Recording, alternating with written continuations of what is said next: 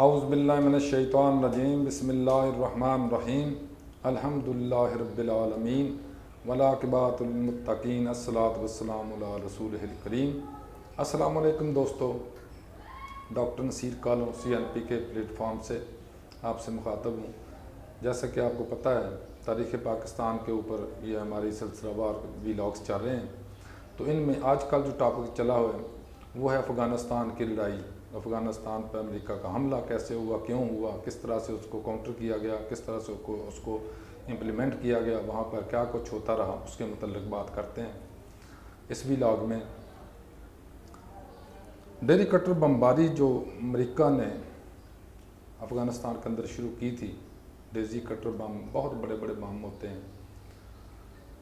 اور اس سے مملکت افغانستان کو تباہ و برباد کر کے رکھ دیا۔ جہاں پہ وہ بم گرتا تھا کئی میٹر گہرے گڑھے پڑ جاتے تھے، اور اگر پہاڑوں کے اوپر گرتا تھا تو پہاڑوں کے وہ نیچے تک جاتے تھے۔ ملا عمر اور اسامہ بن لادن کی گرفتاری کے لیے کوئی ایسا آپشن نہیں تھا جو امریکہ، ان کے اتحادی اور جو ان طالبان کا مخالف گروہ تھا شمالی اتحاد، انہوں نے نہ کیا ہو۔ انہوں نے ہر بار استعمال کیا کہ ان کو دونوں کو گرفتار کیا جائے، لیکن وہ دونوں گم نام تھے، غائب تھے، نہیں قابو آ رہے تھے، چھپے ہوئے تھے۔ شمالی اتحاد نے اسی بمباری کے سایہ میں افغانستان پر آخرکار قبضہ کر ہی لیا۔ ڈرون فضا سے گولہ باری بھی کرتے تھے اور ملا عمر اور اسامہ بن لادن کی تلاش بھی کرتے تھے، لیکن ان کو اس میں کبھی بھی کامیابی نہ ہوئی، اور ان کو آج تک کامیابی نہیں ہوئی۔ بعد میں پتہ نہیں کیا کیا تماشے ہوئے، کیا کیا ڈرامے کیے گئے ہیں۔ ملا عمر انہی دنوں قندھار میں، جو ان کا آبائی علاقہ تھا، اپنے کمانڈروں کے ساتھ بڑے خفیہ انداز سے اپنے اجلاس بھی کرتے تھے۔ اسی ایک اجلاس میں ان کے کمانڈروں میں سے ایک نے چند کے ساتھ ہم مشورہ ہو کر یہ آپشن دیا کہ کیوں نہ ہم ہتھیار ڈال دیں اور اپنے آپ کو بچا لیں، جو لوگ ہم بچ گئے ہیں۔ اس پر ملا عمر خاموش رہے۔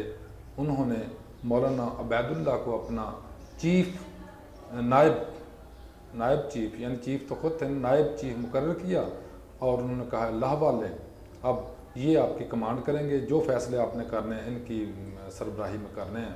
اور وہاں سے اپنی گن اٹھائی اور وہاں سے نکل گئے۔ اس کے بعد کسی کو کبھی بھی پتہ نہیں چلا کہ وہ کہاں گئے، کہاں رہے، کیسے رہے، یہاں تک کہ ان کی وفات جب ہوئی تو وفات کے بعد عقدہ یہ کھلا تھا امریکیوں کے اوپر بھی، شمالی اتحاد کے اوپر بھی، اور امریکیوں کے اتحادیوں کے اوپر بھی، کہ ملا صاحب وفات پا گئے ہیں۔ ادروائز ان کے جیتے جی وہ زندگی میں وہ کبھی نہ ان کے ہاتھ آئے اور نہ ان کو پتہ چل سکا۔ ہوا کیسے یہ بڑی عجیب سی بات ہے۔ انہوں نے، امریکیوں نے اور ان کے اتحادیوں نے بہت بڑا ایک کیمپ بنایا ہوا تھا، جہاں سے ان کے جہاز اور ان کے یہ جو ڈرون تھے وہ اڑا کرتے تھے، بمباری کیا کرتے تھے، کمانڈ اینڈ کنٹرول سارا وہاں پہ تھا۔ تو ملا عمر صاحب بالکل اس ان کے جو ہیڈ آفس تھا اس کے بالکل قرب و جوار میں چھوٹی چھوٹی غریب سے افغانوں کی وادیاں تھیں، جہاں نہ بجلی تھی، نہ پانی تھا، نہ کچھ بھی نہ تھا۔ تو انہی میں سے ایک گاؤں میں وہ رہ رہے تھے، اور باقی زندگی جتنی تھی انہوں نے وہاں پہ گزاری، اور تبھی موت وہ اللہ کو پیارے ہوئے تھے۔ اللہ تعالیٰ ان کی بخشش فرمائے۔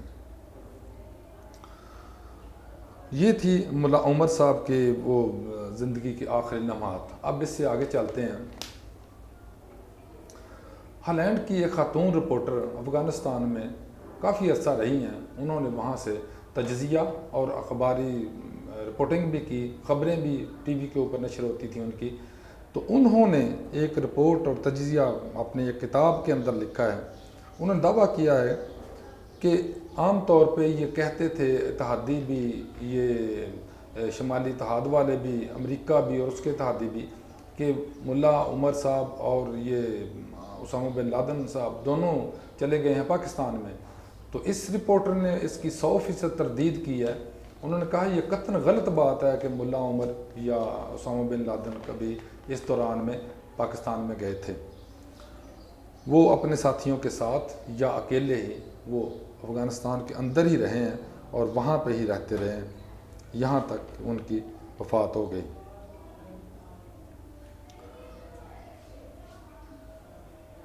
ایک موقع پر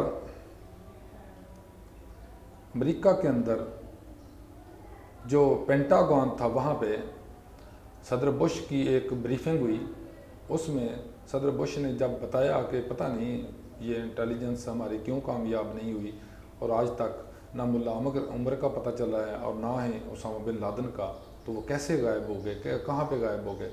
تو وہاں پہ ان کی فوج کے علاقے کالا افسر نے ہائی لائٹ کر کے دکھایا نقشے کے اوپر کہ یہ دیکھیں، یہ تورا بورا ہے افغانستان کے اندر، یہ پاکستان کی سرحد سے تھوڑا اندر کر کے موجود ہے، بہت بڑا پہاڑی علاقہ ہے، اس کے نیچے اتنی گہری اور اتنی بھول بھلیوں والی سرنگیں ہیں، غاریں ہیں کہ جن تک پہنچنا بہت مشکل ہے، اور اسامہ بن لادن کی رپورٹ یہ آ رہی ہیں کہ ان سرنگوں کے اندر یعنی غاروں کے اندر چھپے ہوئے ہیں، لہٰذا ہم چاہتے ہیں کہ اس کی اجازت دی جائے تاکہ ہم اس کے اوپر بڑا طاقت سے ایک حملہ کریں، اور تاکہ یا اگر وہ گرفتار ہو سکے تو ٹھیک ہے، وگرنہ نہیں تو اندر ہی وہ ختم ہو جائیں، جس پر انہیں تورا بورا پر حملے کرنے کی اجازت دے دی گئی، جس پر وہاں بھی ڈیزی کٹر بمباری کی گئی، وہ بمباری جس کے بم وہ پہاڑوں کو چیرتے ہوئے اندر غاروں تک جاتے تھے۔ ایک تو یہ کیا، دوسرا غاروں کے اندر بڑے زبردست ہیومیسائیڈل جو کیمیکلز ہیں وہ پھینکے گئے جن سے اندر کوئی چیز بھی زندہ نہیں بچتی، لیکن ان تمام حرکتوں، ان تمام حربوں، ان تمام کاروائیوں کے باوجود اللہ تعالیٰ جل شانہ نے اسامہ بن لادن کو بھی بچا کے نکال دیا، اور اسامہ بن لادن یہاں سے نکل کے کبھی پاکستان نہیں آئے، وہاں سے نکلے اور یہ ایران کی طرف کو چلے گئے۔ اب اس کے بعد وہ کہاں چھپے رہے ہیں یہ اللہ ہی جانتا ہے۔ لادن کے ریڈیو پیغام کچھ عرصے کے بعد جب یہ مدعا ختم ہو گیا، انہوں نے سمجھ لیا کہ شاید وہ فوت ہو گئے ہیں اسی غاروں کے اندر، تو ان کے دوبارہ نشریات ہونے لگے، ان کے پیغامات جب تو انہوں نے امریکہ والوں کو پھر پتہ چلا کہ وہ تو ابھی تک زندہ ہیں۔ تورا بورا آپریشن بالکل ناکام ہو گیا تھا، نقصان بہت کیا گیا تھا، بڑی دنیا وہاں پہ ویسے آبادی بہت کم تھی لیکن دنیا کافی مری جو اتنے لوگ وہاں پہ تھے۔ افغانستان کے اندر خوف و ہراس اور قتل و غارت کا بازار گرم تھا۔ امریکہ نے اسی دوران میں ایک اور پلاننگ تیار کر لی۔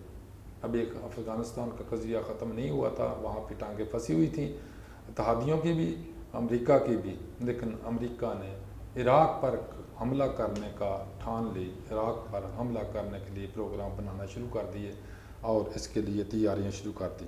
لیکن اس کے ساتھ ساتھ ایک عجیب تماشا اور بھی ہوا کہ انہی دنوں ہمارے مغربی بارڈر کے اوپر، مشرقی بارڈر کے اوپر انڈیا نے 7 لاکھ فوج اکٹھی کر کے ایکسرسائزیں شروع کر دیں، جس سے یہ خطرہ پیدا ہوا کہ انڈیا پاکستان کے اوپر حملہ کرنے جا رہا ہے۔ یہ کیوں ہوا، کیسے ہوا، انشاءاللہ اگلے ویلاگ میں یہ بات کریں گے۔ اللہ حافظ، السلام علیکم۔